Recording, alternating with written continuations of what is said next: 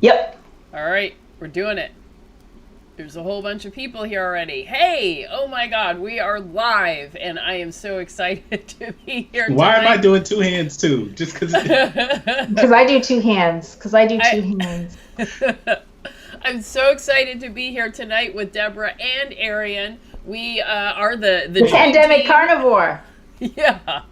We are the dream team. We are back together again. It's been a while since we've all been on, so it's super, super exciting to get to talk to you all tonight.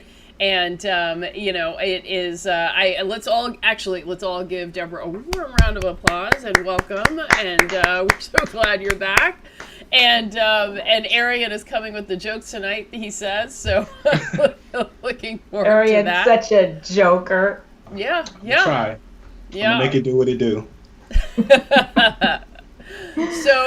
So for those of you who are here, please hit the like button, hit subscribe, and click the little bell icon so that you can get notification every time we go live, because I don't always tell people this is happening. In some cases, this is just like exclusive news. So you gotta be in the know in order to get here. And we do have a lot of fun here. So, you want to be here. You want to be here. And of course, in case you're new and somehow don't know, we are carnivores. We eat an all meat diet and meat, fat, and salt and water and a few other things.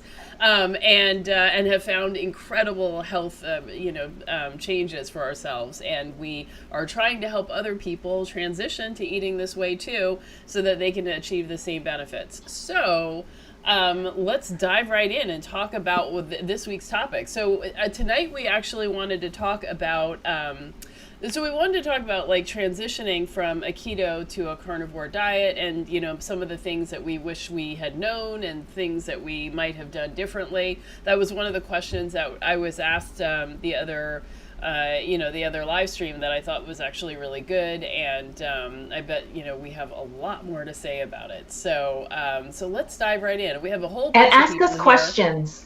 Please, oh please. I love questions. We do love questions, and I say it was really fun doing that Ask Me Anything the other night. So yeah, definitely. I'm sure there are more questions that didn't get asked. So As you can see, I was like, because I love questions. But before we begin, I see Studsy Nubian says, "Ade, your hair feels different." Laughing out loud. What did you do? Studsy Nubian is a very, very astute. Arian, I can't believe you're laughing. Like, you can't tell. What looks different about my hair? I feel like it's lighter. Yes, I did my roots. Oh, okay. I think you look lovely this evening, Ade. No, You look I like see- a daffodil. Yes. And I put on a green shirt. So the whole thing. You look yeah. lovely. I look like a sunflower. No, it's perfect. Thank you. It is perfect. I say so Good myself. answer. Good answer. Yeah. Virginia says nice hair also. Thank you. Thank you. Okay, so yeah, I see like we've got a lot of comments. Hey, Delisa, it's great to see you. Virginia, Mia, Levita Star, good morning. Oh, from Tokyo, Japan. Oh, you got to tell us your story. How did you get here or there? Hey, Yeah. Plum. Hey, Mia, Angel Life, Melvina Johnson. Great to see you. So... Why you laughing, Arian? What happened? Not. My hair looks great, Delisa. I'm not having that today. Nah, all three of us got gray hair. I just shaved like an Thank hour you, ago. Arian. Oh, Thank you. yeah. Yeah. I'm noticing it looks really fabulous. Good job, Arian. Then what's Thank- wrong with me? I didn't notice either of you differences. I mean, I don't know. I'm a dude. That's my excuse. I don't know about yours. I don't know. Okay, so Delisa says, oh, she's always got to go to bed early, but she's going to stay up tonight. Good, good. Gretchen Clements, great to see you. Hello from Southern Cali. Yeah, great. Happy to see you. And wow, I stay safe. I lived in LA for a while, and my first year there, it was there were massive fires, and it would like snow ash. It was like it was snowing, and I was like, this is California that people really like, huh? And then we had the Wow. giant Northridge earthquake, and I was like, I'm done. And you left. I know I didn't. I stayed quite a lot longer, but it was definitely nerve-wracking. There you go. Earthquakes are tough. Hey, Black Passport Fit and Romeo. Tracy S, Virginia. Let's see. Great. Oh my gosh, so many of you here. Miss Tay D, it's great to see you. And Tracy S, yes, we started. Welcome, everyone. Yeah, but you haven't missed anything. We're just, chopping We're getting warmed up. Yeah. Novusa, hey, great to see you. Martine, so nice to see you. Large picture, yes, yes, yes. And Glenda, wow, there's so many friendly and familiar faces. Jimmy Zero Carbs, great to see you. Okay, and oh yes, Narusa says we look good. Awesome, perfect. And my hair does match my shirt. Yeah, it does. Okay, all right. And nice lippy, thank you. I love all the compliments. Loving it, eating it up. I gotta try harder, I guess. I don't know. Like, we're too regular. I guess that's. Yeah. Well, okay. So we've got a question here. Angel or she's a ham. It could be that. Maybe both. Yeah. I mean, I did start a YouTube channel. That's not the action of a person that really doesn't like the camera. The next time, I'm going to have like a ruffle collar that comes all the way, like a ruffle thing that comes out like this. That's what I'm going for. Well, I mean, dude, you're the fashion maven. Like, yeah. I know. Where is all that I stuff? like it's the C times. It's the C times, I'm just like t-shirt and... No. So it sounds like the issue is we're only seeing Deb from like neck up. You've got to go to Miss D in apartment 3 if you really want to get a sense of who I am in terms of my fashion. Miss D in apartment 3. I get that, but Miss D in apartment 3 should stop by here. Yeah, just bring a shirt. Yeah, I'm sorry, I'm not. Yeah. Okay. I'll try harder. I know you don't have to try harder. You have the goods. I've seen the pictures. It's just about, applying it in the correct location at the correct time. In real time. Okay. Yeah. Okay, so Angel Life has a question. Which is best, diving right in or tapering off keto veggies over a month? I did the latter and had no carnivore flu. So what do you say about that? I mean, that's pretty much what I did. I just naturally fell off of vegetables and into carnivore. I think the biggest difference, though, is if you're eating a lot of the, like, kale type stuff, like super oxalate heavy, then you probably should gradually come off those. But otherwise, like, you already went gradual by going keto first and then carnivore. Yeah, I totally agree.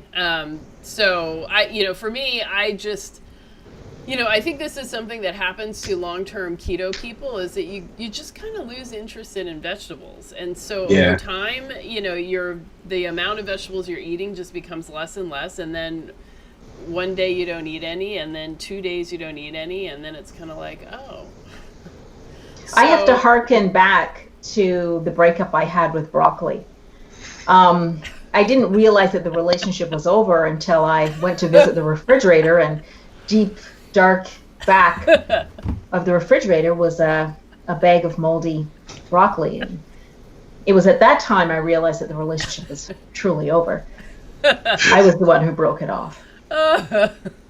So you dumped broccoli. I dumped broccoli. It wasn't mutual. No, it was not. The broccoli was there. The broccoli was waiting. Didn't happen. Now, admittedly, I do still eat avocados. I do. Not a lot, but I do have my avocado because I like them.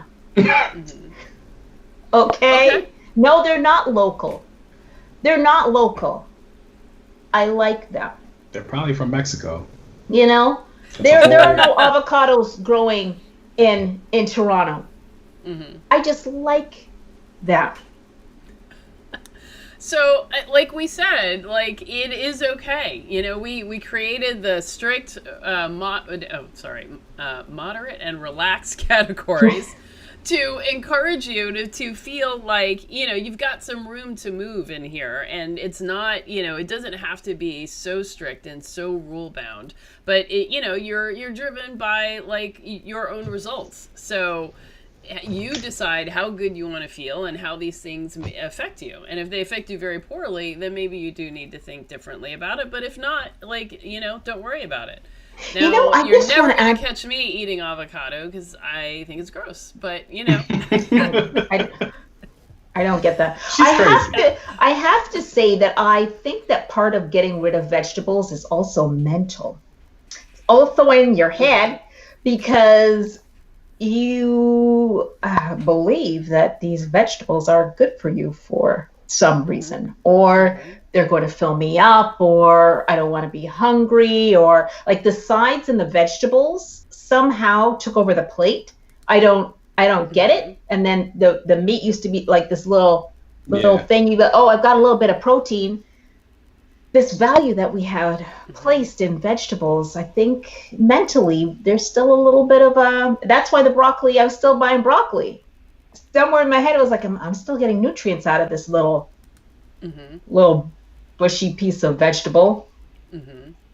No, I'm not. And, you know, I think that's a really good point, because I do sometimes hear people still sort of talking about, like, even doing this program, like, you know, but what about healthy vegetables? Should I eat those? And it's like, you know, we got to listen to the values that were, you know, that sentence was laden with values and that are unchallenged and unexamined. So, you know, now at this point, like the word healthy to me, like, I don't even know what that means. It has no value. There's, you know, it's spoken to us as if it has like a real measurable scientific information, but in fact, it doesn't relate to anything. And so many of us have not found health eating the way that we're told is healthy. So we have to question all of those things. And so I don't know what a healthy vegetable is. I know if I look at, you know, if we're going to define it by looking at like a food chart, right? You look at a food chart and then, you know, like a nutrient chart. And then, you know, that tells me liver should be the only thing I eat ever. But, you know, I don't know. Right. I just want to say, I want to talk about this healthy thing for a second, because that word is used way too much. And I'm now very conscious of when I hear healthy and in what context it's used. And lately what I've heard a lot of is, you know, he was really healthy before he had that heart attack. What? I don't, what's that now? You know, he was really healthy before he was diagnosed with diabetes. But, you know, that's a phrase too, unexamined. Like, yes, I've heard that a million times, and I've never thought anything of it. Yeah, he was healthy until he dropped dead. He was doing, last time I saw him, you know. Maybe he wasn't. he was looking great. He said he was a little tired, but I'm shocked. Right. I don't understand that. Let me tell you one thing that healthy people don't do. They don't randomly get heart attacks. They don't randomly get diabetes. There's no spontaneous diabetes. It doesn't exist. Yeah. I actually, now I'm going to get serious, and it's a little bit of a sad story. I used to be an avid gym goer. All the time I was at the gym. And this was back in the day when I used to do cardio before I discovered weights. I do neither now. Sorry, passport fit. Sorry. Still looking great, though. Thank you so much, Ariane. Thank you. There was a woman who used to be on the elliptical machine every morning, just the same as I. And she looked great. She looked healthy. We were all healthy. Well, we must be healthy if we're at the gym every morning and I'm running on the treadmill and she's on the elliptical machine. Of course we're healthy. So it had been a few weeks. I hadn't seen her at the gym, and this was shocking because we were regulars, 6 a.m., the regular people at the gym. And I had asked where she was at the front desk, and they told me that she was diagnosed with cancer and she passed away. And I was devastated, And I think that this was a part of the beginning of my journey into what healthy actually is. And for a long time, for months, I kept thinking about her and thinking, I don't understand, because she was healthy. She was on the elliptical every morning. She was doing what she was supposed to be doing. Like, we had conversations. She was eating right. So honestly, that was one of the first experiences with death where I thought, something's not adding up here. This equation, there's something not right. Mm-hmm. Yeah. Wow. Oh, I know. God. That's my job. My job is to just sober everything up. I feel like that's not your job. I did not hire you for that. No. All right, Arian. Well, it's on you now. So let's get Arian's some the jokes joke. in. Yeah. Like, let me find a cancer joke. No. Arian's got the joke. Well, we got a question here. So Levita Star is asking, quick question before I go into work this morning. How can I help get my husband on board with Carnivore? Thanks so much for your channel and the support. Can I answer that one? Yeah, Well, go ahead. Yeah. Example. Yeah. You're the example.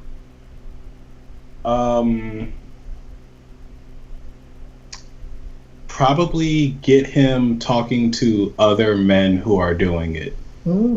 And let them tell him about the benefits so that he can see that this isn't just some womany thing or something, which is really weird because it's carnivore, it's meat. So, like, meat is usually right? in American culture, at least, or Western culture, probably associated with males and male virility. So how is this guy so against carnivore? That's odd, but it's really, no, it feels like it should be odd, but it's really not, because guys are hard-headed and they don't want to give up their potatoes and stuff. It's like, if you tell a guy, like, no vegetables, they're like, oh yeah, I'm on it, I love that part. But the no carbs is where they fall down. Is it the beer? I have to ask. Is he still on the beer? Probably. Mm-hmm. Beer or whiskey, or both. Beer or whiskey? Yep. I mean, or sugar. I mean, we like to give sugar all these different names, but, it's beer, it's cherries, it's M&Ms, it's bread, it's all of the above. So it's orange juice. Yeah. But for a guy, as far as a drink, it's going to be beer or liquor, most likely. And if it's liquor, probably a brown. I don't know too many guys who drink white all the time. So, yeah, it's going to be one of those two. And then, it's the potatoes and the bread. And it's well, wait, you want me to, okay, so I love steak. I will eat a steak, but you want me to just eat steak? Like, what else am I putting on my plate? No, I got to have some potatoes. I want some mashed potatoes. I want a baked potato. And she says, yep, he loves beer. Yeah. So you're let him talk to me. The beer. But but this is why I like to just focus on the good stuff. When people are like, oh, I can't have this, but it's like, you can have unlimited bacon and unlimited steak and all the hamburgers that you want. And you know what else you can have? You can have not sick, not ill, not taking medications. Yeah, but people don't believe any of that until it happens. So I feel like, you kind of have to focus on the immediate benefits that you're going to feel, because, like, when I was sick, like, the idea of feeling well, it had been such a long, slow decline to where I was that I didn't even know what feeling well felt like or what that meant. So, until I experienced it, it was like I had no idea. And even, and this is why I do recommend going carnivore, because, like, I did keto and, I got a lot better. I lost my weight on it. A lot of things improved. And so I thought that I had reached the pinnacle of feeling great.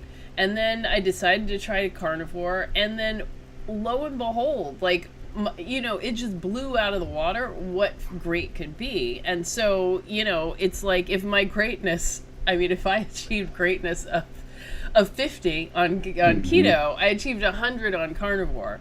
And so, but I would never have believed that. No, no one could tell me that, or I'd heard other people say it, but I didn't really believe it. So it wasn't until doing it that I was like, oh my God, there is a difference. So I don't know, but it's up to you how good you want to feel and whether it's worth making those cuts or not. So for me, it was worth it. And that's why I think like he specifically needs to talk to men who are doing it. Like I not guarantee, but I would put money on it that if like he was in a Zoom or something with me and Black Passport Fit and what's Rashad's name? Yeah, Carnivore Junkie. Yeah, like he would we could talk as men, and Bliss mentioned penile benefits. Like, yeah, we could talk about that. That's not a conversation that we're gonna have in mixed company. But just some guys together, we could talk about that and energy and general health, and it's probably gonna resonate different than if your wife tells you. So you really ought to stop eating that. What about doing like maybe once a month, like a men's Zoom, Black Carnivore men's Zoom? We talked about that early on. I'd be down for that. The question is who would actually come. But well, I think if we built it up and it was only once a month and we were promoting it, people might come. I know there was one of the earlier live streams, a woman asked about her husband's gout, and then I got a message from him the next day, like, I'm the husband that woman was talking about. Thank you. You've really helped. That's awesome. Like, yeah, awesome. So hopefully the message trickles down, through through everybody else. But that's okay. Yeah, but yeah, that's a decent idea because like people are not trying to.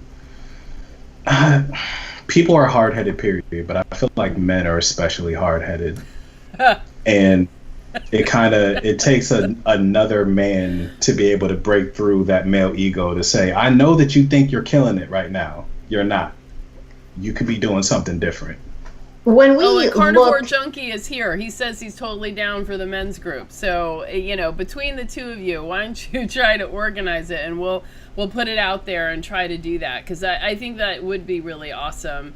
And I don't know why there would be any men that would not be totally into this. I mean, So I just want to add something that within the marital unit between a man and a woman, oftentimes it's the woman asking the man to go to the doctor, even though he's complaining about whatever it is. My big toe is killing me. It kills, it hurts. I go, well, you need to go to the doctor. So there's something about men and their relationship with the doctor, going to see the doctor, that's off. And this happened with my father. My father refused to go to the doctor, and he did in fact get sick. So I think that is something to be looked at as well, Arian, within this group, and how men do relate with their health, whether or not they're scared. Are they scared that they might get a particular diagnosis, or that they come to a realization that they actually have to start working on their health? A question. Yeah, I think it's probably, as far as going to the doctor, it's both of those. And as far as carnivore, once you actually find out that this works, then you have to quit the stuff that you were doing before. I don't like realizing that, this alcohol that I used to love does not like me. It doesn't like me back the way that I like it. And I need to just stop. I'm fine on quitting most of the other stuff, but that thing there, or like Ada, the conversations we've had about coffee, I'm like, yo, if coffee ends up being a problem, I'm gonna be so mad. I don't want to give up coffee. I like it. Well, what are you discovering? Is it or is it not the problem? Oh, it's totally the problem. I can't believe I've been saying this, and you all are like, "Oh, you crazy! Arian, you have to explain, because I have an extra large coffee every morning. Still, meanwhile, I still haven't quite quit. Right. No. Yeah. Let's all zoom in on 8A telling on herself, because while you talking this, which side is she on? Which side is she on? She's in the middle. She's on your left. Yeah. All right. So, so yes. as I give you the most epic of side eyes, Can't believe it. this was supposed to be, and I'm gonna keep harping on this until I get some satisfaction. Like, we were supposed to be doing this together. We both said we were gonna quit coffee, and she. I wasn't a part of this conversation. You weren't. This was just me and her, and she said that she may quit the next morning because she didn't realize tonight would be her last drink of coffee, and she wasn't ready for it. So she drank coffee the next morning, and she kept drinking coffee. And it's now about, what, week and a half later? About a week. Miss Fox is still drinking coffee. Wow. Yes. I'm drinking black tea in the morning. This right here, this is herbal tea. This is peppermint tea. And meanwhile, still drinking coffee. But you have your health. When you don't got friends, you at least got your health. That's the moral of this story. So I have one extra large Tim Hortons coffee with heavy cream every morning, and that's it. That's the only coffee I have. I think that if you are somebody who's drinking coffee throughout the day, this could be an issue. Yeah, that's probably fine. So, like, for me, I had gotten to the point where I was having 4 full strength cups of coffee every day. Mm-hmm. That was too much. I may at some point go back to having 1 cup of coffee a day or so. Mm-hmm. But for now, I'm not drinking any. I'm waking up better. I'm sleeping better. My energy is more stable throughout the day. So at least having that amount of coffee was screwing me up. Yeah. Yeah. Well, now today I had a mug of boiled water. That's just the water? Just water, hot just boiled water. Is nice. Hot water is nice. Yeah. Okay, so let's see. Jeffrey Gwynn says, Mom has type 1 diabetic. She's a type 1 diabetic. Any suggestions for her? The low glucose levels are horrible for her. So, Jeffrey, I would suggest... Like, is it like she spikes up and then her glucose drops really quickly from the insulin, or? Well, so for a type 1 diabetic, like, the circumstances are a little bit different. But what I would suggest is that you watch the interview that I did with Anika, whose son is a type 1 diabetic. So, and there are type 1 diabetic carnivores who do find that they have much better control and use less, are able to use less insulin in that circumstance. So, has Halle Berry gone public about her keto diet and how she manages her type 1 diabetes? I think that she did. She did, because she had a show with Maria and Craig Emmerich where they cooked together. That was like maybe a month or 6 weeks ago. But no, she's been public the last couple of years about being keto. And, you know, who knows if she might go carnivore one day. She's going to check this out. Mm-hmm. Hey, Hallie. Hi. Yeah, totally. Hey, you know. Hey, Hallie. Yeah. Anybody out there knows Halle Berry, let her know that we're here. I mean, please. I was born close to Cleveland, so I feel like that should be the end right there. Mm-hmm. I probably know somebody who knows Halle Berry. Mia is asking about oxalates, to discuss them if we can. So, let's see. Oxalates like became a thing after I sort of made the transition. So a lot of the challenges that I had, I don't know if that was oxalates or it was just, the HCl tablets. Well, we're supposed to be talking about transition, right? So, perhaps we should back up and do that. Transition. Possibly. Yeah. Maybe. It's only 40 minutes in, That's right. We kind of talked about it. Yeah. So when I transitioned, that wasn't a thing, that wasn't something people were talking about. So it wasn't something I was really looking for, but, I certainly had my symptoms in the beginning, and perhaps if I had done some of the, made some of the changes that we suggest, that, I might have had an easier time. So, If you watch the video that we did, the live stream that me and Arian did about getting started, there's a lot of information in there, and Arian was good enough to get the timestamps so that you can just go in and look at the timestamp, which would be really, that was awesome. I rewatched the whole video. Y'all were making fun of me the entire time, all up in the chat. I persevered through that. Oh, Arian. Oh, thank you. Yeah. Now I want to say something about oxalates. One, just like you, 8A. Wait, you're over here. Just like you, 8A. I didn't go through this oxalate thing. Oxalates weren't a big deal. I have never been vegetarian or vegan. I do bless you. I do remember when I was paleo and keto, trying to eat more spinach, kale, Swiss chard. So I remember going through that thing where I was buying like bouquets of Swiss chard. Mm-hmm. And I get home and I cut the leaf. Oh my God, what the work. It's unbelievable the amount of time I spent in the kitchen. Kale, forcing myself, putting it in a like a blender, forcing myself. It was disgusting, but I was like, no, it's great. It's good for you. The darker the leaf, the darker the leaf. That lasted for a little while. So I don't really know that I can't think of whether or not maybe I did have a high amount of oxalates in my system. I really don't know.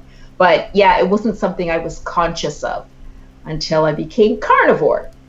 That's when I learned about Sally Norton. That's when I learned more about oxalates.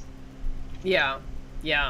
So I, really didn't go all in on the greens like that. I tried, but I didn't do a lot of it. So, I think about, and I look at the people who are having the green drinks and then the giant green salads and, all of this stuff, and I didn't do that. So I don't know if I just didn't have as much of an effect like that, but I ate a lot of almonds.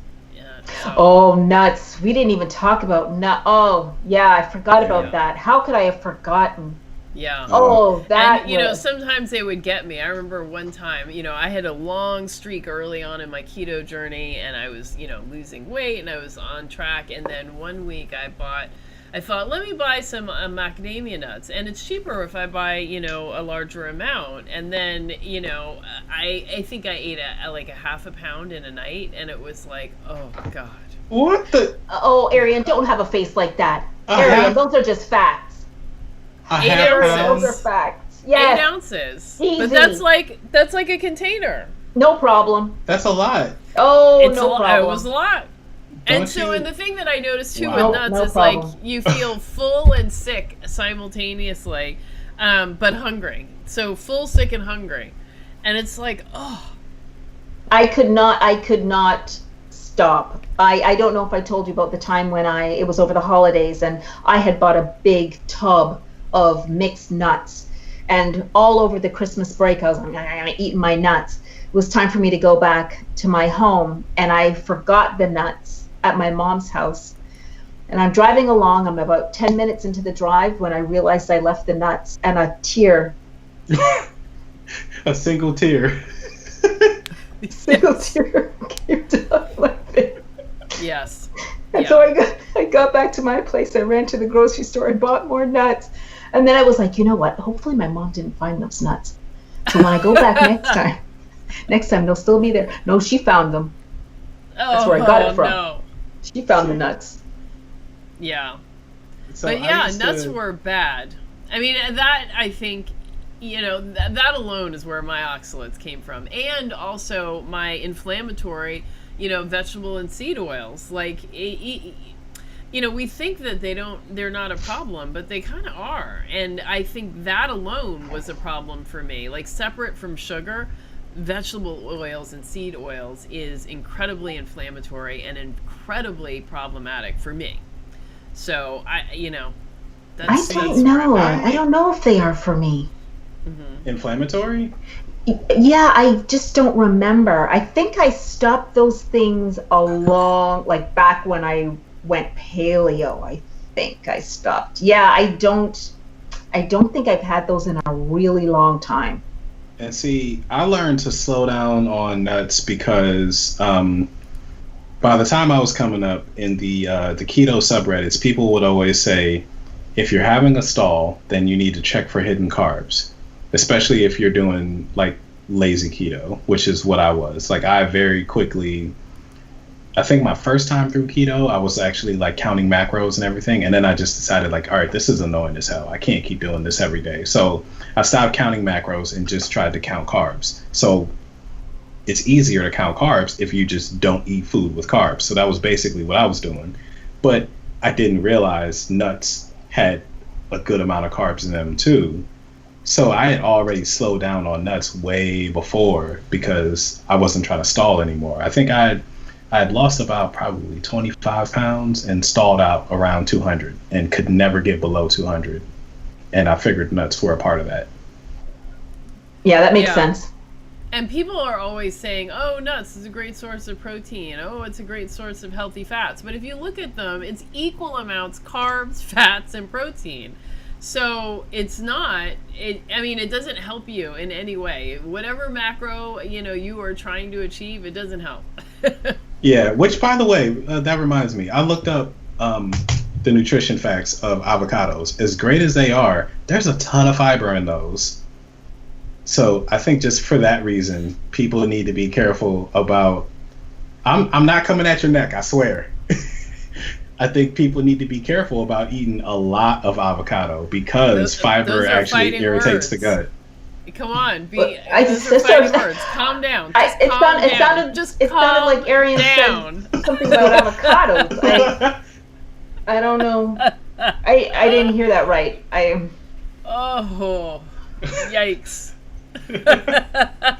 No, I think you're right, Arian. Like you don't want to eat avocados like as much as I would. No, I'm just kidding. You don't want to eat avocados every day. Like honestly, I have them, maybe 2 avocados a week. But yeah, you don't have to have don't have avocados if you don't like them.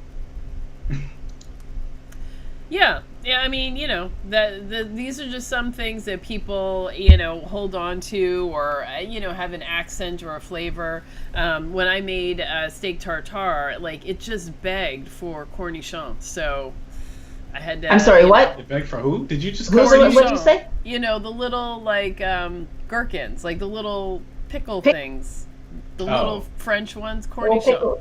Oh yes, of course, yes, the cornichon. Henry is so fancy. The cornichon, of course. That's what they're called. Little pickles. The cornichon. What was it you said about where do you get your fine cheeses? Hey, Day and her fine cheeses. So it's right beside the pate. I don't know. And so not everyone will know this joke. I mean, they won't know this story, but like, I here in New York, like, people there are places where you get your fine cheese, and my ex-boyfriend, he lived in North Carolina and really raved about some of the cheese I had. And I was like, wait, you don't have this kind of cheese? And he was like, no. And I said, well, where are you getting your fine cheese from? Because this is the problem.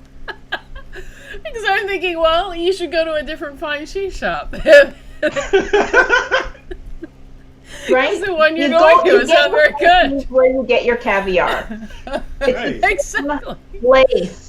I'm surrounded by caviar. That's a normal thing for people to eat here. I laugh at you, but in college, my friends and I used to go and have pate and jam. So that's not exactly. Jam on pate? Yes. Ooh. Jam and pate. It's good. Wow. Okay. But I can't eat that now. Yeah. Thought of it actually is kind of.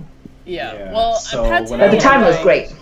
When I was in college, we was eating oodles and noodles and hamburger helpers. So. And cheese. Oh no! There was definitely Kraft dinner in there.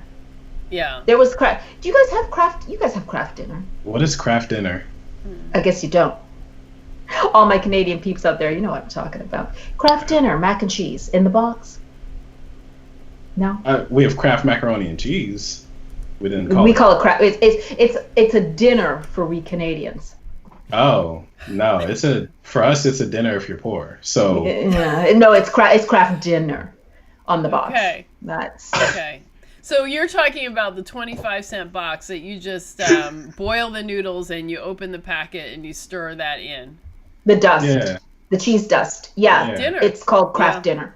Okay. Where I'm from. I mean. Oh, you know what? We called it Blue Box.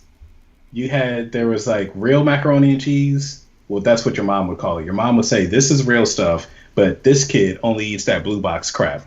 And that was the Kraft macaroni and cheese. Well, I guess it was a delicacy here. Because it was our dinner. The kids loved it. And the adults are all like, y'all don't know what you're missing. What you're eating tastes like trash. Oh, we loved it. But, yeah. We loved it. We've got another question, so let's move on. Glenda asks, can we talk about red meat, colon cancer, and black people? It's a mouthful. right.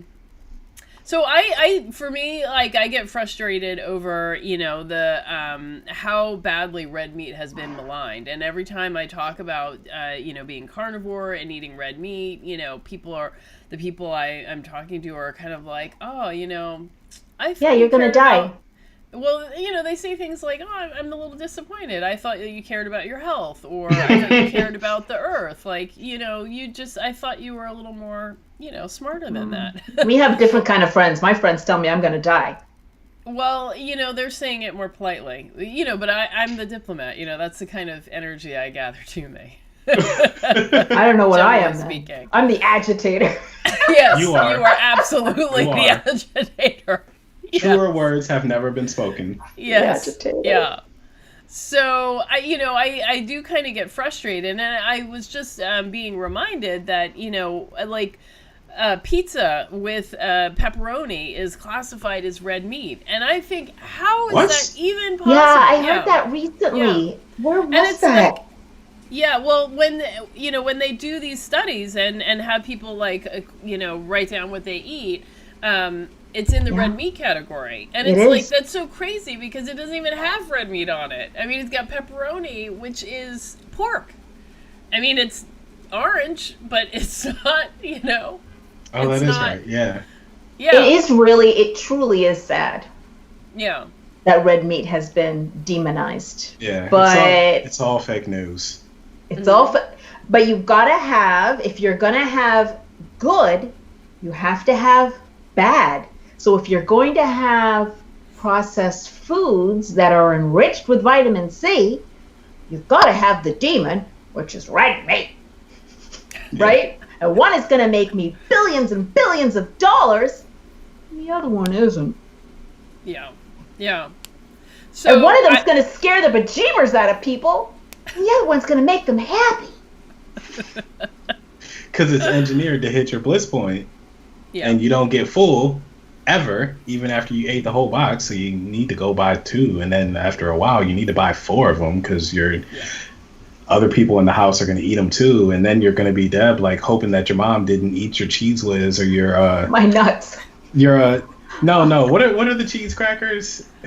Cheez-Its. Cheez-Its. Yeah, Cheez-Its. You're like, oh no. I'm gonna like when you start putting your junk food like in a special cabinet that nobody knows about, so you hope people don't eat it. Like, that's a problem. I'm gonna get back to the colon cancer red meat thing, but I just want to tell you, there were many nights where I snuck down to the cupboard and ate rows of cookies while I was paleo.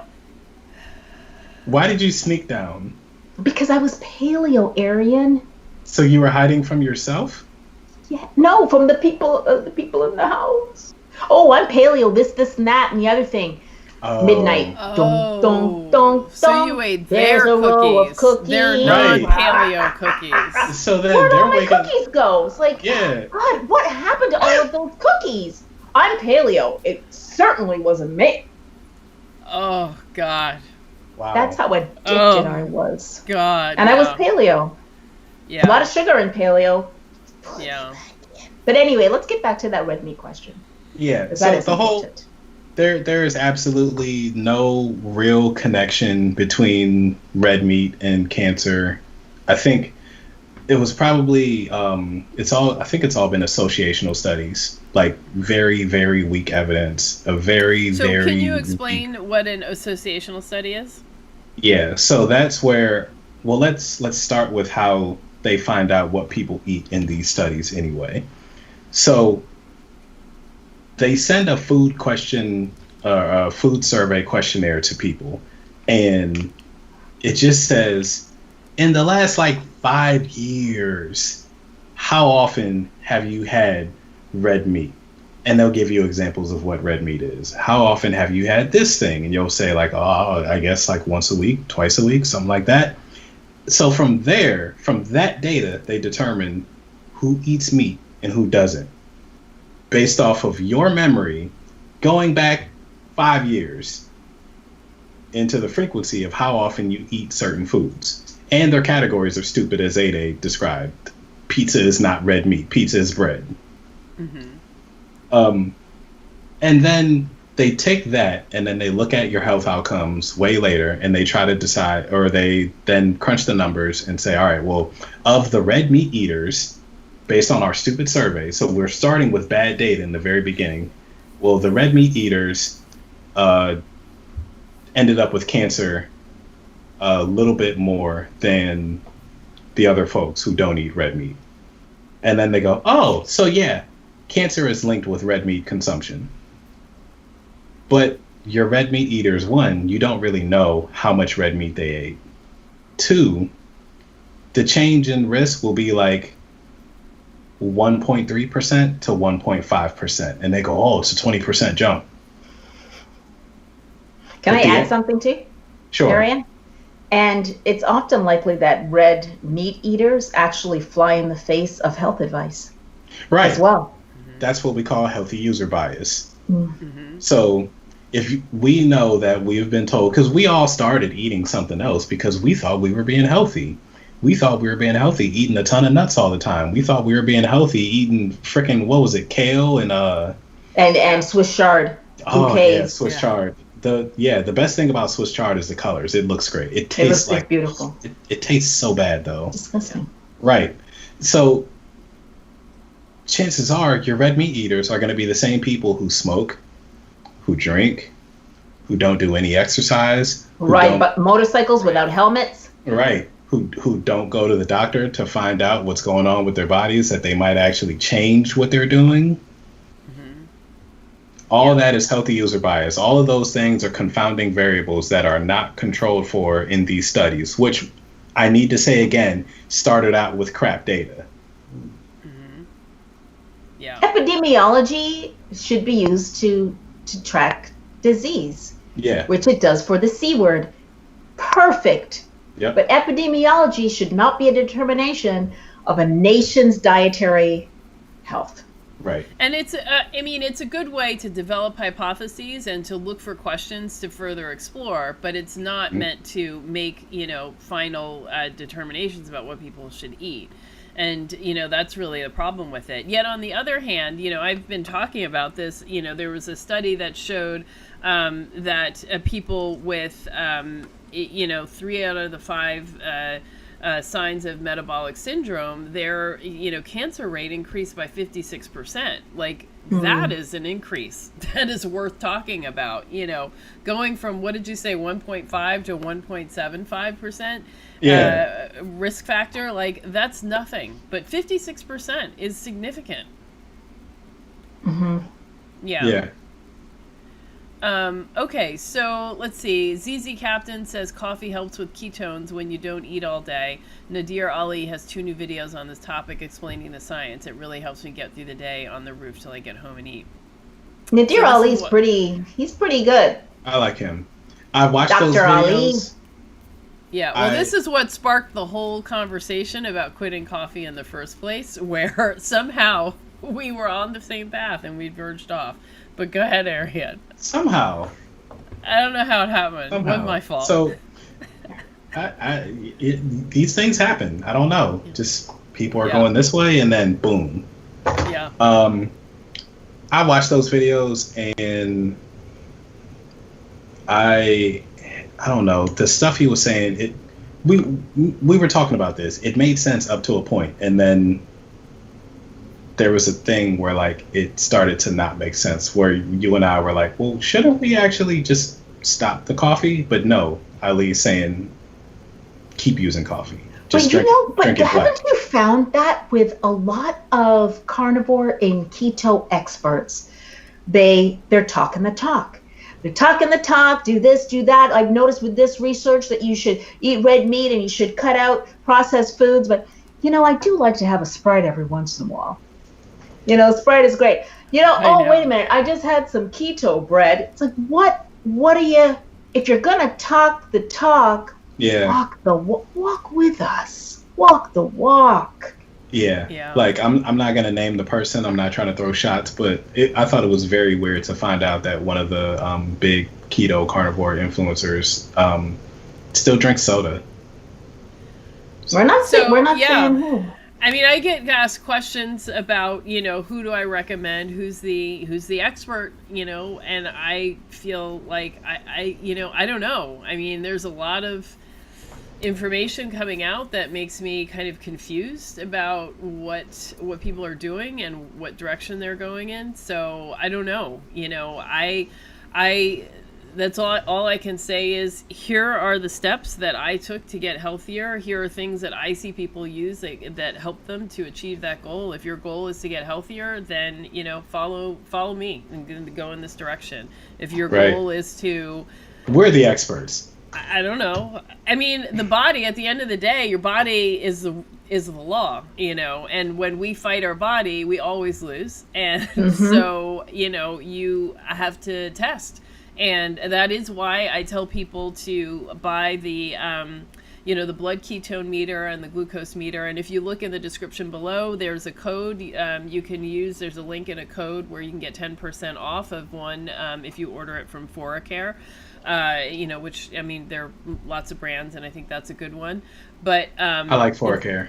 Yeah, but the best thing to do is just test. And, if you eat something, test yourself before you eat it, and then every 30 minutes thereafter, and you're going to be able to see what your blood sugar is doing. And that's going to give you more information than any, conversations about what might be, what could be, what somebody said and some other person said. You don't have to do any of that. You just look.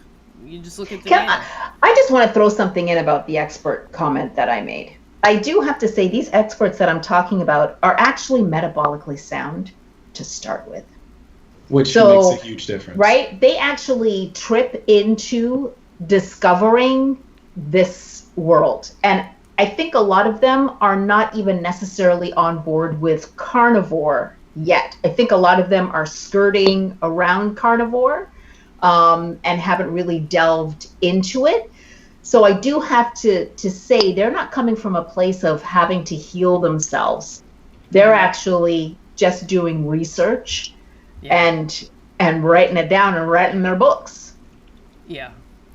Well, and I think that's the problem. Like a lot of times we are, so much of our conversations are structured around speaking to people who are healthy, but so few Americans are metabolically healthy that it's like, what's the point of talking to people who can eat a ton of sugar and not gain weight and not get diabetes? Like, why is that helpful? Because there's like 4 people like that in this country, and then the rest of us are, the opposite. So, I feel like I do want to push back on this. For people who are healthy, they can have this. Like, that's not useful information. That's not helpful to anybody. So if you're in that category, great. But and what happened to prevention?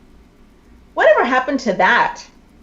Like if you're this whole thing about if somebody is healthy, they can do blank. Well, the rest of that sentence is if somebody's healthy, they can eat as much spinach as they want until it makes them no longer healthy. That's the full sentence. Yeah. A healthy person can drink Kool-Aid as much as they want with sugar until they're no longer healthy. Right. How about prevention? Yeah. I mean, and healthy is a point in time. It's not a state of being always. It's like a moment. Yeah. Like you don't get healthy and then just you're there forever, because we were all born relatively healthy and then we progressively beat our bodies up and then we've gotten back to health or we're on our way there. Mm-hmm. Yeah. But yeah, it's a spectrum. I will say though, back about the coffee, it does make sense that it's helping you through a fast, because I notice, and Ada, you said this, that and I knew this already too, but coffee suppresses the appetite very significantly. So now that I am not drinking coffee, I'm hungry a good probably 2 to 5 hours before I would be on a normal day. Yeah. So, I mean, and that's not something to be scared of, you know. I don't know. Like I said, I've not been, I'm not huge on the fasting thing. So if you need to eat more meals, you know, eat more meals. Like it's okay. I don't think there's anything wrong with it. Yeah, I got the impression that they couldn't, but it was because of their job, not that they're just choosing not to eat. Yeah. I think there are so many arbitrary rules. So many rules. It's like, let's just get rid of the rules. If the reason why I'm OMAD is because I want to get up late. Okay, I don't want to make bacon and eggs in the morning for breakfast, and I got to go walk my dog. I got to do other things, and then at lunchtime, I just want to go for. I don't want to be eating. That's why I'm OMAD. Yeah. Yeah. Right? But if somebody wants to eat breakfast and dinner, eat them. If you want to eat breakfast, dinner, and lunch, or what, eat it. Sorry, Yeah. I'm like behind in the comments, and so I'm now seeing comments about me being bougie. About you being bougie? Oh, Ada, you so late. I know. I don't see the comments at all, everyone. I don't see any comments. Oh, Yeah. see, I got the comments if right it next weren't to so true, I would be offended, but I'm laughing because it is true. The reason I don't see comments is because I'll be like this the whole time. I won't hear anything. I'll just be like, yeah. I guess I'm decent at multitasking then. But yo, on the bougie tip, y'all see 8A's background, right? That is not the background of a woman who just eats regular old cheese. Yeah. Yeah. If you try to give her Sargento, she probably's gonna turn her nose up at it. Look at all those books behind her. Studsy Nubian says, I personally like elite cheese. Elite cheese? Yeah. I love it. Word. Elite. Yes. Mm-hmm. I totally, we're of one mind. Gotcha. Listen, I'm right there with you. I do turn my nose up at Cracker Barrel, okay? I do. I'm not having a chunk of Cracker Barrel cheese. Crackle Barrel? Crackle. That's what you said. Cracker, sounds Cracker better that Barrel? way. Crackle Barrel. Crackle. Crackle Barrel. Crackle Barrel. A barrel of crackles. That's actually probably better than Cracker Barrel cheese. I know. I think they should change it. I'm going to give that one to them. Y'all can have that for free. You can have that one. Yeah. So I'm going to catch up in the chat because, man, you guys are funny in the chat. Questions. I hope we answer go... your questions. I don't know that we actually do. We answer the questions? I think we did. Well, Ada, do we answer the questions? Oh, Deb, it's the other way. The video is switched. Oh. Yeah. Ada's over here? You're over here? No, the other way. The other way. No, the other way. We're both this way. Oh, we're both this way now. Okay. Yeah. Okay. Okay. And I don't know what way I'm supposed to look. So, Studsy Nubian says, go watch the Minister of Wellness channel if you want to hear a preacher vegan literally hollering at you for eating meat. So. Wait, what is this? I need to find this. The Minister of Wellness channel. So, but yeah. So, and while we're talking here, everyone hit the like button, subscribe, and the little bell notification so you can get notifications. We just lost Arian. Arian, come back. We just lost Arian. I have an idea in my head of what this is going to be like, and if it's even a tenth of what I'm thinking, it's going to be so good. Maybe one of us could start a channel that's totally opposite to that. where we just yell at people about eating meat, that they Isn't need to that what eat we're meat. already doing? Well, I don't see, think we're nice about it. I feel like my Hotep persona needs to be named Brother Knowledge, so Ooh. Oh, Ooh. we could do that. man. Oh. You should immediately go and get that handle. I love that. That's I love that. you're gonna have to now, Arian. You know somebody right Somebody's- now. I mean, that's if it's not taken already. See, we got Arian's working away. Anyway, This is why I can't do the chat. This is why I can't do this. I'll be gone. I'll be gone off Googling things and doing things. Nah, see, carnivore brain lets me multitask a little bit. So, yeah, well, absolutely. So, yeah, but I mean, we do have to figure out how to scream louder about red meat. And to get back to Glenda's question about the colon cancer, I think she was, referencing the Black Panther specifically. So, in his case, like, we don't know all the circumstances or what was going on with him. So, there's not a whole lot that we can say there. But I would say from what we've learned from Dr. Tanya and the studies that we were looking at with the cancer, we can see that chronic inflammation leads to more the problems that lead to cancer. So we know how we can turn around chronic inflammation. We know how we can turn around metabolic syndrome. So that's what we need to be doing. And can I add that our community good friend Dr. Tony Hampton put out a video quite recently about colon cancer and what we need to be aware of within the Black community. Exactly. Oh, Dr. yeah. Tony Thank Hampton. you so much. Thank you. Yeah. So, I mean, I feel, more resolved than ever, really, that this is the right way to eat, and this is the thing that we need to do to stay healthy in this time when things are, topsy-turvy in the world with the C word. Okay. So ZZ Captain says, something about organs. Okay, I'm not sure about that. Now why are we talking about cake? So Miss Divine asks, where did the idea of red meat being worse for Black people come from? I don't know.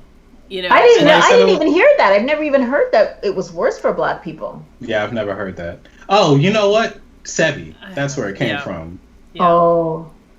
Okay. So I gotta do a shout out to Carnivore Junkie. He does these videos sort of explaining about veganism in the Black community and the information that we've been given, and and really pushes back on this narrative that veganism is the healthy way for Black people. So I do encourage everybody to go check out those videos, and really follow his channel, support and like. But that's information we got to get out there, because people are walking very around good. thinking, yeah, he did a really good job on this video.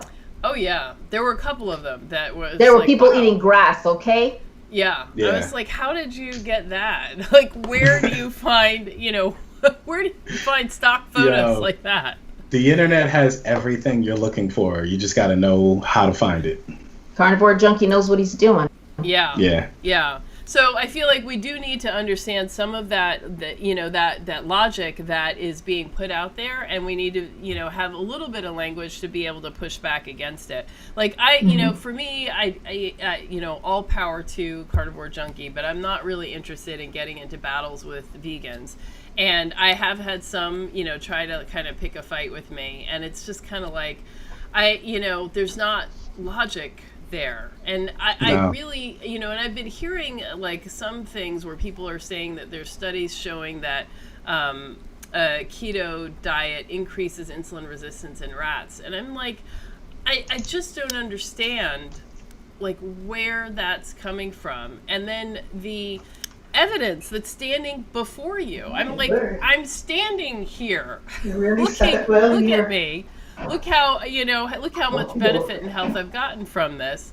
I don't know, the fact that that's not meaningful. And someone went so far as to say that people who say they've reversed their diabetes this way are lying. I was like, I don't know what to do with that. If you don't believe people's testimony, then there's nothing more to discuss. There's no more, and especially when people take, and this is why we fight against any sort of dogma in carnivore. Like, once it becomes religion, when it's just about belief as opposed to any sort of evidence, even if that evidence is your own N=1 experiment on yourself, like, there is no talking to you. I can't talk to people about their beliefs. I can't convince anyone that Christianity is the thing or isn't the thing. And I'm not going to convince somebody who just believes in veganism. I'm not having that conversation. It's a waste of my time. Yeah, I don't want to. I don't really care to change anybody's mind either, actually, and don't try to change mine. Yeah, like, and this we'll is just why, respect each other from a distance. Like, you be over here and I'll be here, and we're good. Yeah. Like, this is why I'm quiet on my social media, and I don't, like, just put out there all the time, I'm carnivore, I'm carnivore, I'm carnivore, because, like, I'm not trying to have arguments with people. No. It's what I do. It's great for me. I believe it would be great for everyone else too, but that's for them to figure out, or for them to ask me about. I'm not about to, like, I'm not an evangelizer. Well, for me, so I think there's a difference, though. We're not, at this point, we're not evangelizing. For the most part, we're talking to people who do keto and who are interested. I think it's about community more so when it comes to us. Just finding community and being able to have these discussions. And if you don't want to be a part of the community, that's okay. Yeah. Like, that's what I mean. Like, I'm not trying to. I wouldn't just go up to random people or something and spread the good news of meat. Like, as much as there is good news, that's not what I'm doing. No, here's the thing, though. If you're going to ask me, oh, yeah, I'm going to tell you. I'm going to tell you about my Lord and Savior, red meat. Well, Levita Star asks about green tea or matcha on carnivore. Neither for me. Thank you. Green tea or what? Neither. Matcha. Y'all keep making up words. What is this? Matcha. Matcha is green tea, isn't it? Isn't it like ground up green tea? I don't know. It's green. Yeah, something like that. So she's asking if it's the same. Harriet, like, where have you been? MACHA. Bruh, I don't know. They make cakes out of matcha, and they make matcha it's like pies. A flavor. There's ice cream matcha. Ice cream matcha. Yeah. I've heard of green tea ice cream. I thought it was the weirdest thing I'd ever seen before. Yeah, well, I mean, how weirder than coffee? I loved coffee ice cream with Heath Bar or toffee crunch. Yeah, that was a good one. But see, coffee tastes good. I wouldn't flavor something with green tea.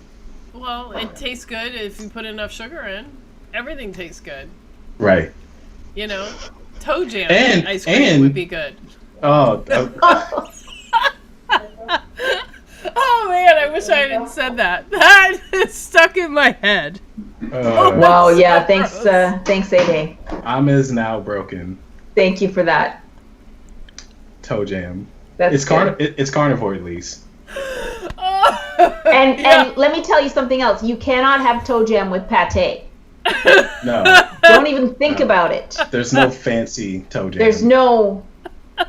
There's no elite toe jam. Well, what about of a, bougie person? See what happened? See? She got too comfortable in her bouginess. All right, she got too comfortable, Arian. So while 8A's on timeout, so matcha is some sort of like ground up green tea stuff, and I guess. And was the question which one's better? Was the question which one do we like better, or do we do it at all, or the question is it the same as coffee? Meaning, like, should you not be doing it? Oh, so there's way less caffeine in green tea than coffee, right? Well, I mean, if caffeine specifically is the question, yes, green tea has less caffeine in it. I don't know. I find like green tea itself to be a problem in and of itself. I think it's its leaf and plantness. So you just have to see for yourself. I mean, if you're concerned, I would take it out. I mean, coffee is a plant. I kind of think they're the same, to be honest. Which is why I'm here, because I want to be honest. I've seen a specific difference between, tea and coffee. Problematic in both ways, but different. Oh, yeah. Yes. Because coffee is a ground up bean, so that's a seed, right? It's a plant. And then You've got to grow it. tea is from the leaves. So yeah, there's probably different sorts of toxins in each one. Yeah. But yeah, still, Deb, your point stands. I did go for that year and a half without drinking coffee. That time I got that Tim's card for $100, and I quit drinking coffee for a whole year, and then I went back to it. And honestly, there's no difference. I don't feel any difference. So you're not having that much though. Yeah. Yeah. Angel Life asks, at Arian, Dr. Ali's basis is one of those videos, was that very small Swiss study. Do you know what she's referring to? Not specifically, but it's not surprising. I was watching it and I felt like I'm with you on what coffee does. So he did 2 videos. One was about like what coffee does for making fat flow through the body, and he was saying it doesn't really work if you're eating fat with the coffee, because you want the coffee to mobilize the fat that you have in your body, not the fat that you just drank it with. But then the other part about like coffee and exercise together and like how those improve insulin resistance, it started to get into like, okay, so you're telling me to drink this plant water that may have some benefits. Like it feels like everyone's saying drink red wine because it has antioxidants. Yeah. Like, hey, this thing that's like overall harmful, it has a little bit of good, so you can do it. Just do it in moderation. I just feel like people, we're battling so many things, and then to ask people to give up coffee, it's just like too hard. I agree. And so people There's do too many gymnastics. People do these gymnastics to figure out how to just say, yeah, keep going with that thing. Like we're just not gonna touch that thing. Honestly, there's too many weeds in there, Arian. There's just too many weeds. I don't have a weed whacker. I'm just leaving that alone. I'm leaving it for now. I feel like maybe the science will be there, and like it doesn't feel complete at this point. It feels like an incomplete thought. This is a researcher, though. Once again, we're talking about a researcher. We're not talking about normal, regular people who don't need all of that. I'm only going so far. Yeah.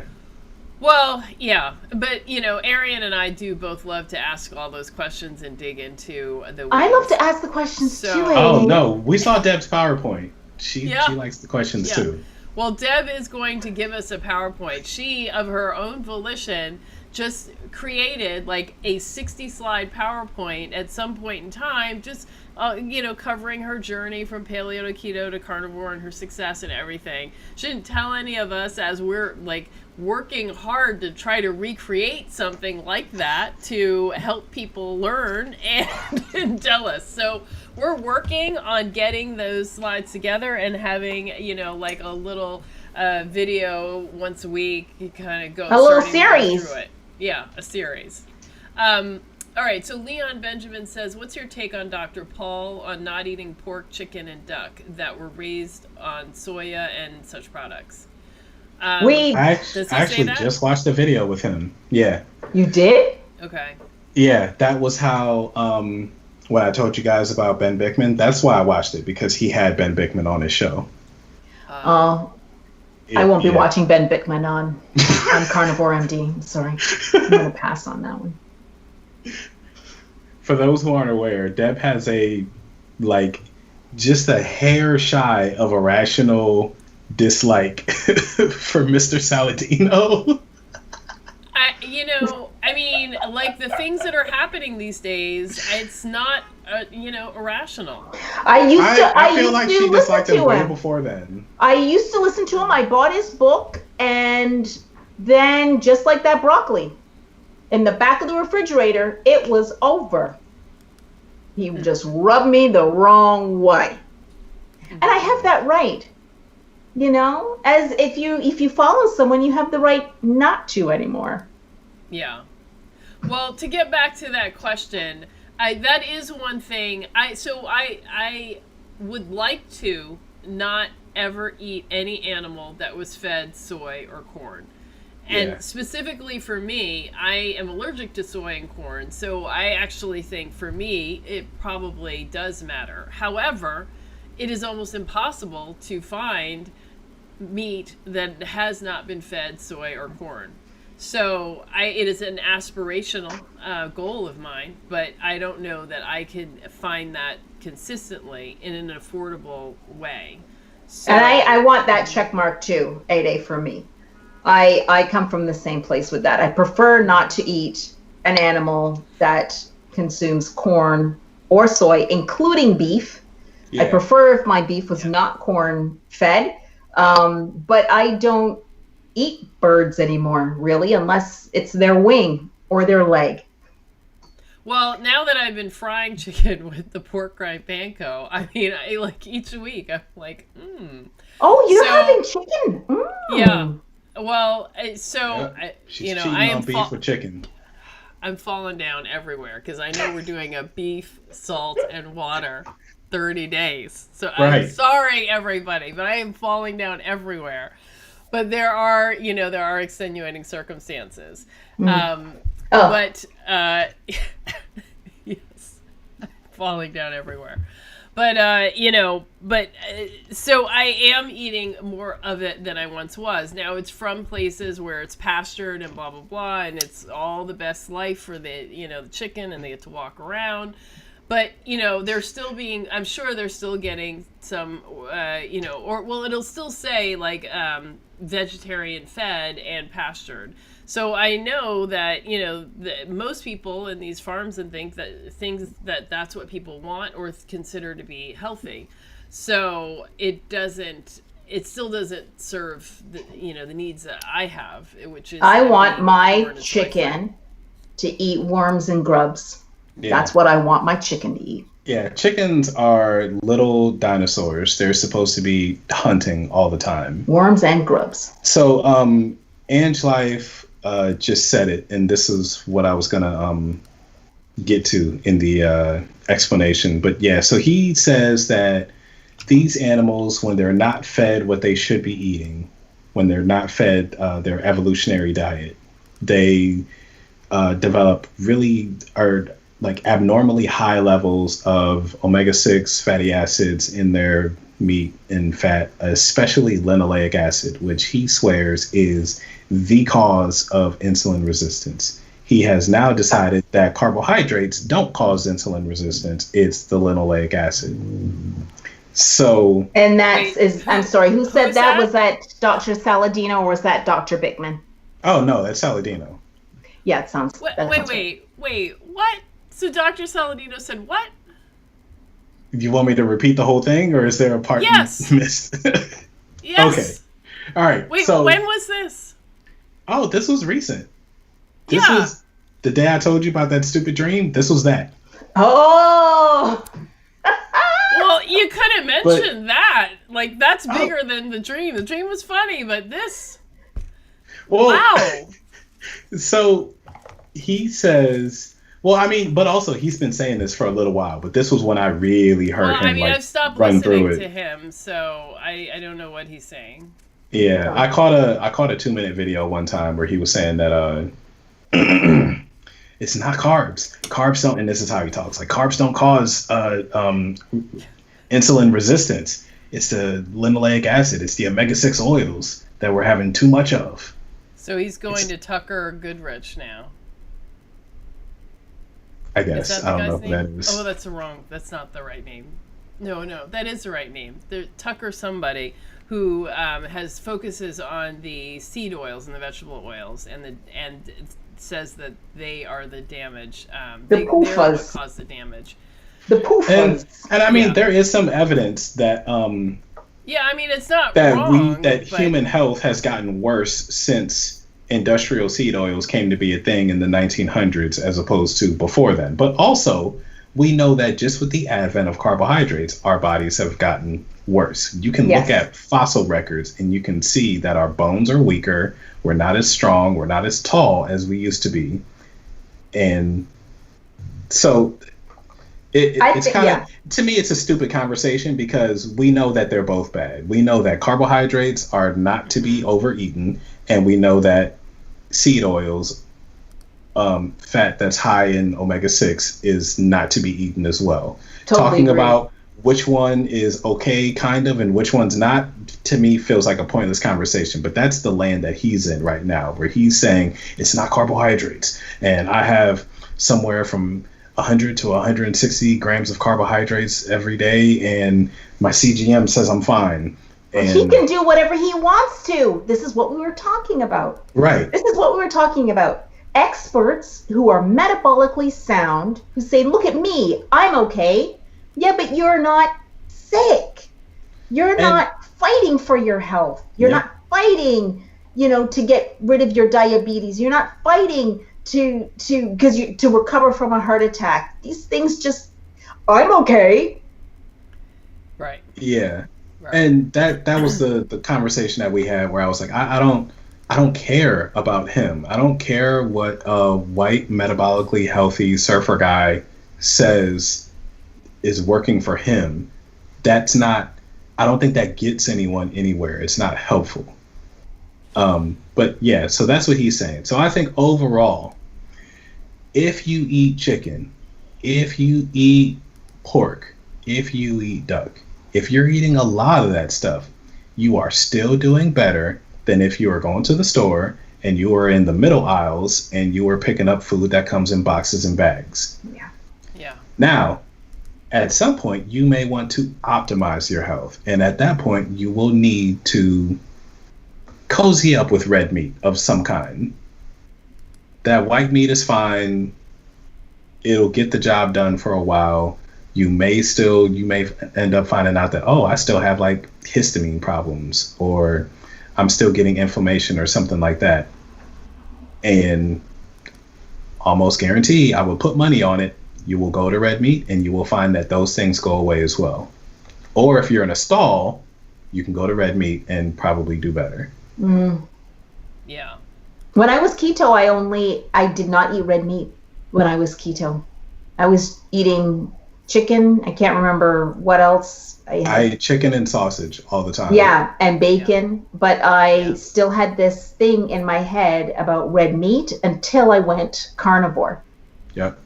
And after I read The Big Fat Surprise, my favorite book. Thank you, Nina Teicholz. Yeah. Yeah. So Irma asked, she's just gone carnivore. Does she need vitamins? What say you? No. No. No. You might need to supplement with electrolytes. Yeah. Those are minerals. But I don't believe that you need vitamins. Yeah. Whatever pills you bought, go ahead and finish taking them, but you don't need to buy more. You're probably not absorbing most of what's in them anyway. Yeah. 99 Corrado has revoked my bougie card. For what? Oh, 99 Corrado's holding on to the bougie cards. I think for the toe jam ice cream. Yeah. Let's see. Irma says I was vegan for 6 months and I did not feel good, so I stopped. Later I started keto and I still have pain, so that's why I'm switching to carnivore. Congratulations, though. Yeah. Yeah. Making a smart decision. Let's see. A carnivore junkie asks, what are your thoughts of Carnivore and Mary Jane? So wait, before you start talking, remember we did get monetized. Before we all get running in there, this is jumping on. We gotta. One, I think that might even be its own show altogether. Mm-hmm. Please remember to use the word Mary Jane, and remember to no cursing and be careful with your language. because that and Mary Jane go hand in hand. Right. Well, people who go against the rules do lots of things that go against the rules. Mm-hmm. I've never hung out with Mary Jane. I don't know Mary Jane at all very well. Mary Jane's never really had an effect on me at all. Was in a relationship with somebody who felt it was important to have Mary Jane as a part of our relationship. But I personally have no interest. So I don't have any comments. Okay. Those are strong feelings. How about you, Arian?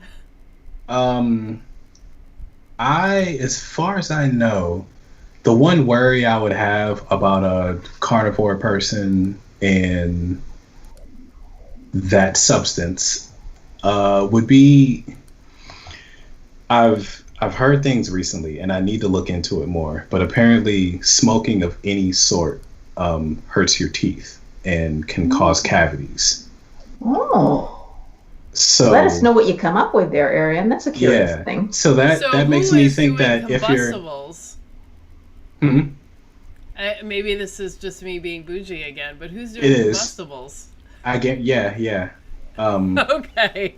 Because everybody I know who partakes, probably about 9 out of 10 of them are still using lighters and that sort of thing. So I would think that probably if that might be the issue, you may need to go to it doesn't hurt your carnivore in any way, although the munchies could be a problem. So you probably need to be careful about that. Maybe don't do it while you're just starting. Once you get adapted, like you'll be better at fighting the munchies. And probably get away from fire. And if you're gonna partake, do it a different way. Okay, that was helpful. So, I don't think I'm necessarily opposed. I definitely think alcohol is far more difficult to manage on this way of eating than Mary Jane. So if you are looking for some alternative ways of relaxing, that would be, a better choice, I think. Combustibles are, there's always the risk of just, burning material. So there is that, but there are other ways that, these things are being consumed. Don't get gummy bears, don't get, brownies and stuff like that. You're going to have to figure out another form of consumption. But are there any edibles that aren't sweet? Butter. Butter. I think you're just, a bunch of carnivores have no problem just putting a stick of butter to their face. So No. People make it in butter, and then you use the butter in your food. Yeah. Well, yeah, but I don't know. I guess you could cook. You could make yourself some Mary Jane scrambled eggs or something. But okay. Yeah. I was just thinking of a person getting the butter and then saying, all right, I'm going to eat a chunk of this. But you could cook with it too. Yeah. Because you want to do it in a way that doesn't come with anything sweet. And most people, even when they get the butter, they're going to put that in something sweet, like they're going to make their own brownies or something. Right. But you don't have to. Yeah. Or there's always, pills, tablets, that sort of thing. I think it's hard to have it in sweet stuff though, because that just kicks off that desire. Oh, I see Danny Love says canna butter. Yeah. That's a thing. So depending on where you live, what your, resources are, what you have access to. I'm sure there is somebody within a quarter of a mile of me right this moment making some butter. So it is there. You just have to find it if that's what you're looking for. So I would feel like that's a better choice than alcohol if you're looking for something. So great question though. I know that we have had some spirited conversations about it in our Zoom groups, so I do feel like that's something that might be worth, doing a whole show on. So actually, if you all can put a thumbs up in the chat box if you feel like that's something you would like to see a conversation on. Obviously, I won't be in that conversation. No, we're bringing you in just to make jokes. I'm not like that. Just so I can sit there like this. No, it's not that I'm not like that. I don't think it's you have to be like in any particular thing. It's just something that I never. Mm-hmm. Yeah. Okay. Okay. All right, everybody calm down. Just calm down. Frankly, I mean, it's not like this is a delicate conversation, but the fact of the matter is that there are a lot of adults doing this. So I feel like, we have to accept that this is happening, and then, just talk about how to incorporate it into your program to achieve better health. And as we sort of figure out to, how to learn better emotional, ways to manage like emotional eating and other forms of stress, this is something people are doing, and we just got to deal with that. I don't know. I mean, just be practical. There's worse recreation than that. Alcohol. I mean, alcohol, is so much more deadly than, there's more deaths from alcohol every year than there are all the other drugs combined. All of the deaths from all the other drugs combined are still less than the number of deaths from alcohol. So, and yet we treat alcohol like it's like no big deal. And, and it gets a pass, but it's not good for us. It's really, really bad. Now, alcohol is a whole other conversation as far as I'm concerned. Yeah. So that darned wine. You know what? We could put alcohol in that show. I bet I could be on that conversation. Yeah, because we've all had some sort of struggle with alcohol. Then I can be in that. I can talk about that. Yeah.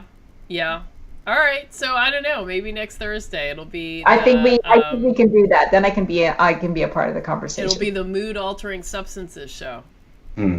Yes. So put a thumbs up in the chat box if you want to see the mood altering substances show. Yes. Oh, yeah, we've got 5 so far. Okay. At least we're guaranteed 5 people. Right. All right, good. Let's see. And Z Captain asks, have we watched any Dr. Paul Mason videos? His new videos he's been studying. Yeah, all of a sudden there's like a whole bunch of Paul Mason. Oh, he's Paul Mason, Australian guy. Yeah. Okay. Yeah. Yep. I liked his previous videos on Carnivore, but I hadn't gotten around to seeing the new ones. What's he studying? I've seen him on Low Carb Down Under. Yeah, and Low Carb Denver. They're both like on the same channel. What's he studying now? Is he studying carbohydrates too? I don't know. I think he started eating that way because he did a talk at Carnivore about the not oxalates, but all of the properties of plants that are so damaging to the human body.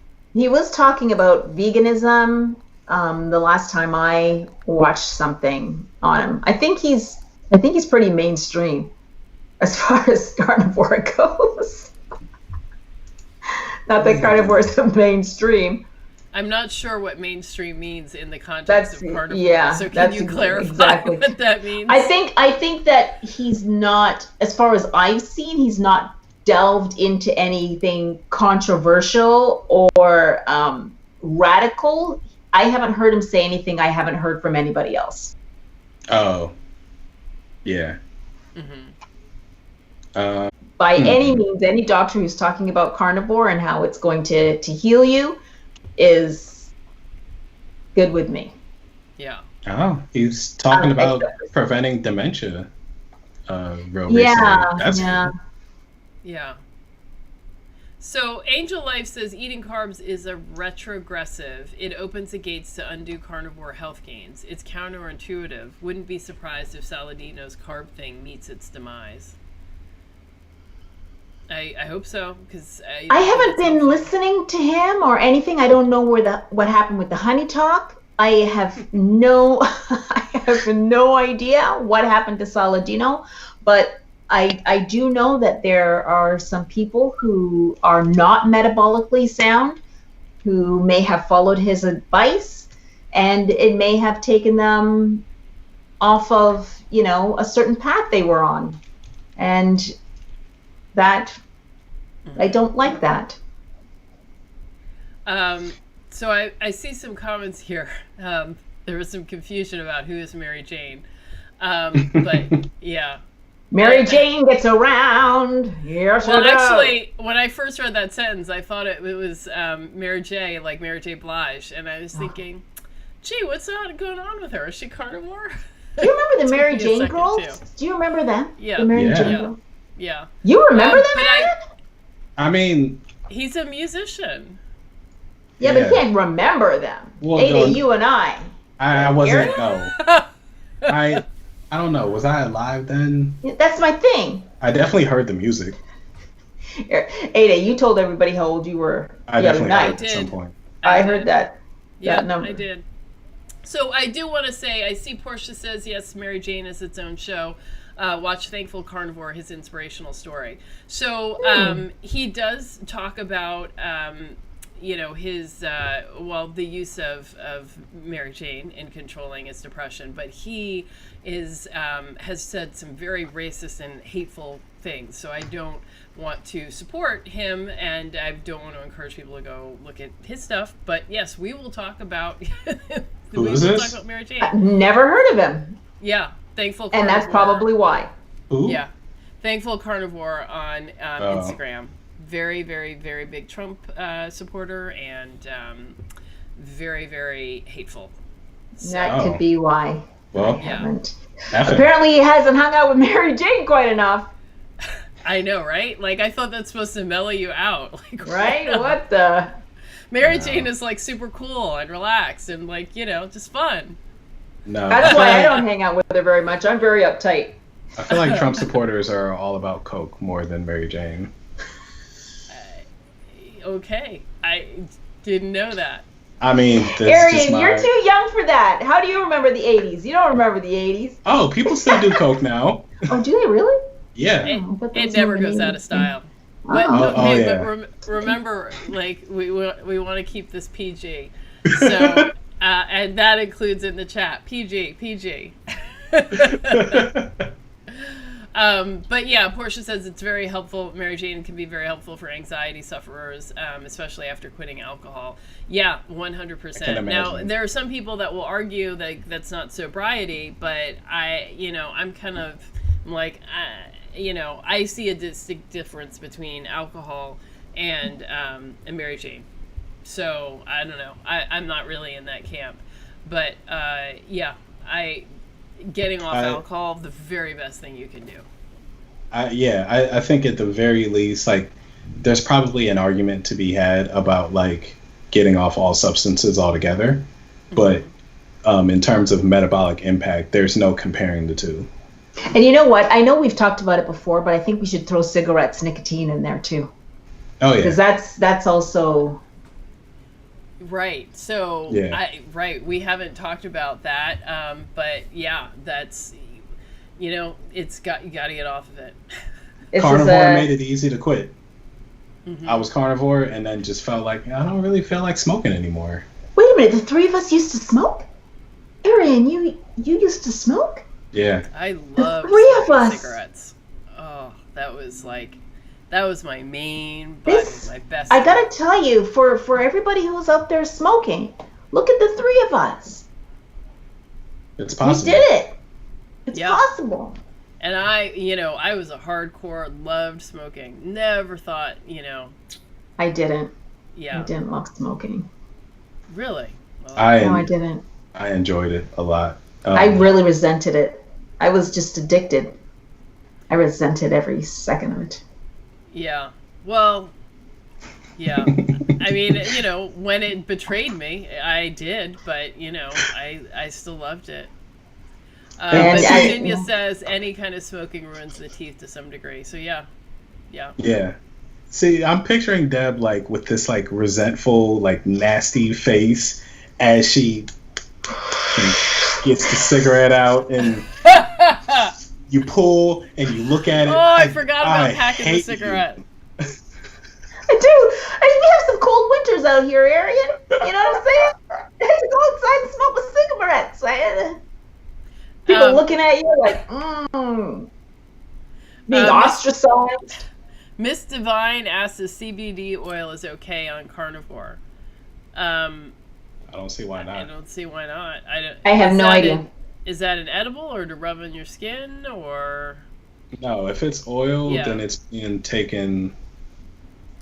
Wait, are oils edible? I think I've always heard about them being applied to the skin, but. Yeah. Well, Carnivore Mystic says the method of absorption consumption very much determines the impact. So, I guess if you're rubbing it on the skin, I don't know. Carnivore Junkie says munchies equals more bacon. So there you go. That's how you resolve that. Just cook up a bunch of bacon and have that ready. That's not a bad idea. Yeah, excellent.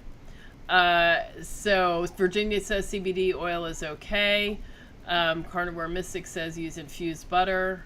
Danny Love says canna butter. Yes. And Miss Divine says Netflix has a whole show on cooking with Mary Jane. Good to know.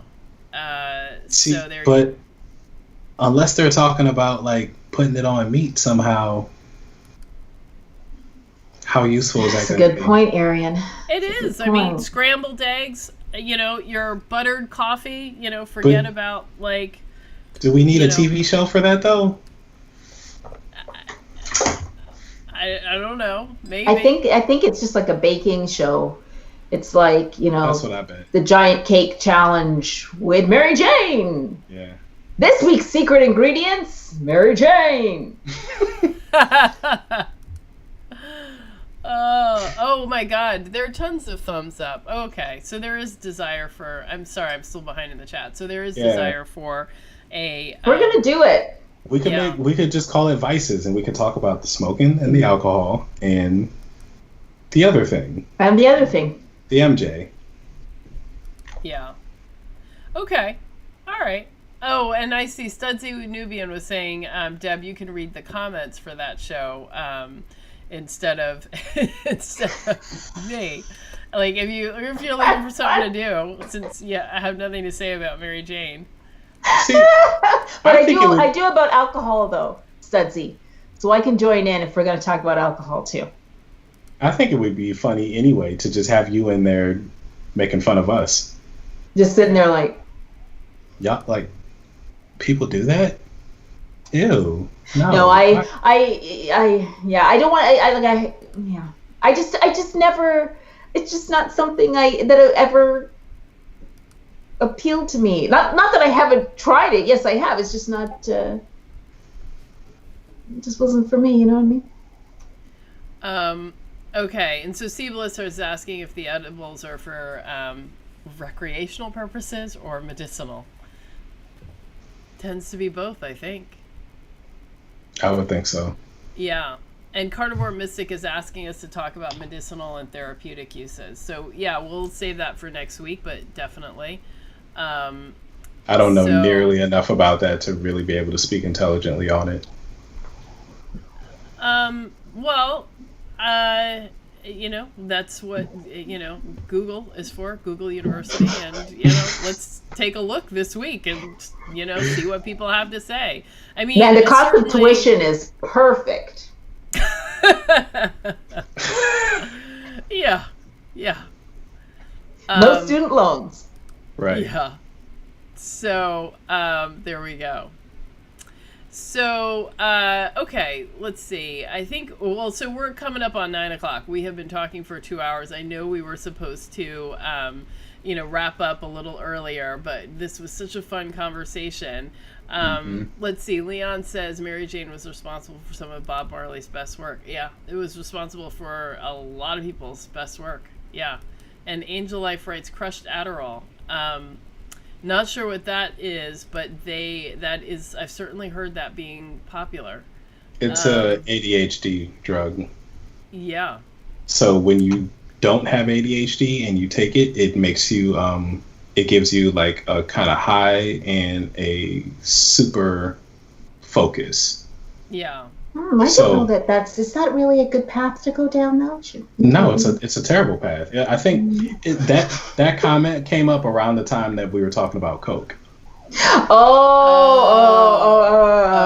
Okay. Thank you, Angel Life. Okay. So Esther is is on her way out. Okay, have a great night. I'm out. Yeah. So anyway, we have had an awesome conversation, and but we are gonna have to bring it to a close. Let's see, Carnivore Junkie says Mary Jane became illegal because of racist agendas. Newspaper articles wrote that it caused white women to go after black men in the 1920s. Yeah. Mm-hmm. Yeah. And it held such a high, they were such a stiff penalty in terms of, arrests and going to jail that it really was terrible. Is it illegal in your states? Where you are? There's now medical marijuana in New York. Yeah, I think Maryland has medical now. Mm-hmm. That means you guys will have more fun when you come up here then. once we're into the new world. When we get into the new world, you can come visit me. Yeah, so is Canada just straight up legal everywhere? It's legal. Yeah. Good stuff. Decriminalize it. Yeah. All right, everybody. This was an amazing conversation. Let me ask one more time. Please hit the like button and subscribe, and hit the little bell icon so you can get notification every time we do a video. And be prepared. In 1 week's time, I guess we're gonna do. Wow, Arian, love the face. Love the face. So we're gonna do a show on, the mood-altering substances and the carnivore lifestyle. And yeah, that'll be some kind of show. So please, mark. And I'll be on it. Yeah, and Deborah will be on it. So mark your calendars, and let's talk about it. All right, everybody. So have a great night, and I will talk to you soon. Bye, everybody. Good night. Good night, y'all.